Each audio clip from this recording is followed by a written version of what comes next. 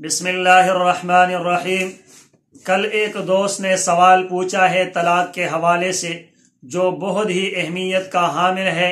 अक्सर इस तरह के वाक़यात रोनुमा होते हैं, इसलिए ज़रूरी समझा कि इस सवाल को आपके सामने बयान करूं।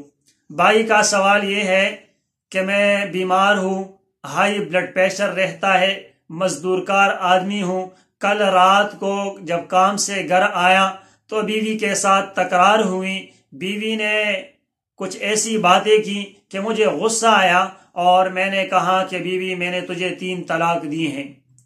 अब बीवी तो अलहदा हो गई, तलाक हो गई है, लेकिन बीवी के बगैर मेरी जिंदगी गुजारना ये बहुत ही मुश्किल बल्कि नामुमकिन है। यहाँ तक कि मैं मजबूर हो जाऊंगा और मैं खुदकशी कर लूंगा। तो भाई, सवाल का जवाब देने से पहले मैं चंद गुजारिशात आपके सामने पेश करता हूं, ताकि मेरे जितने भाई बहन देख रहे हैं वो ऐसे नामुवाफिक हालात से ना गुजरे और वो ऐसे मसाइब मुश्किलात से दूर रहें। अल्लाह जल्ल जलालुहु ने शोहर को तलाक के हवाले से जो इख्तियारात दी है वो 3 तरह के हैं। तलाक रजई है। एक तलाक जब कोई अपनी बीवी को दे देता है तो अब हस्बैंड के पास ये इख्तियार रहता है कि ये बीवी की तरफ रुजू कर सकता है, बीवी को छू सकता है, बीवी के साथ बात कर सकता है, या कह सकता है कि मैंने रुजू कर ली, चाहे कौल से हो या अमल से हो। तो सिर्फ इस बात करने से, इसकी तरफ देखने से, इसकी तरफ इशारा करने से ये दोबारा इसकी बीवी बन जाएगी। नंबर 2 तलाक बाइन है।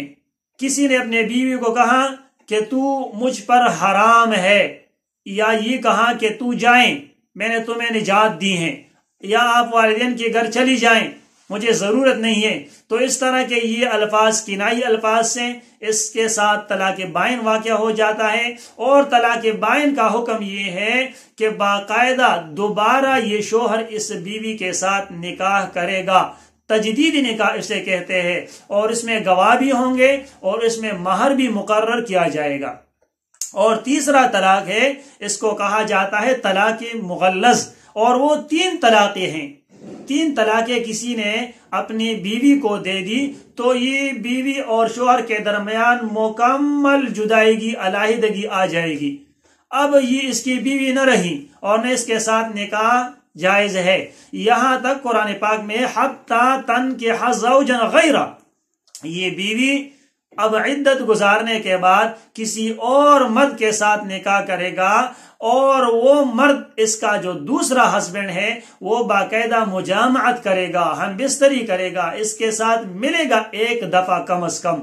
और इसके बाद अगर दूसरा शोहर इसको तलाक देता है तो इद्दत गुजारने के बाद पहले शोहर के साथ इस औरत का निकाह जायज है। और इसी तरह ये भाई का सवाल भी है कि इसने 3 तलाकें दी हैं, लिहाजा 3 तलाकें देने के बाद इसकी बीवी दूसरे आदमी के साथ निकाह करेगा और वो हम बिस्तरी करेगा, और हम बिस्तरी के बाद अगर वो चाहे इसको तलाक दे दे तो ये पहला शोहर इसके साथ निकाह कर सकता है, और वो भी इद्दत के बाद। लेकिन यहां नाजरीन आप ये बात जरा समझ लें, आपने नहीं देखा होगा जो खुशी की हालत में अपने बीवी को तलाक दे दे, नहीं, ये तो गुस्सा की हालत में ही दिया जाता है। लिहाजा आपने तकरार किया, आपने बुरा भला कहा, आप गुस्से में आ गए, आपका ब्लड प्रेशर हाई हुआ और आपकी जबान से तलाक के अल्फाज निकले, लिहाजा तलाक हो गया है, जुदाई लाजिम हो गई है। यहाँ एक जो अहम नुक्ता है वो जरा नोट कर ले, वो ये है कि आप सिर्फ ये ना समझे कि मेरी बीवी है, ये आपके बच्चों की माँ भी है।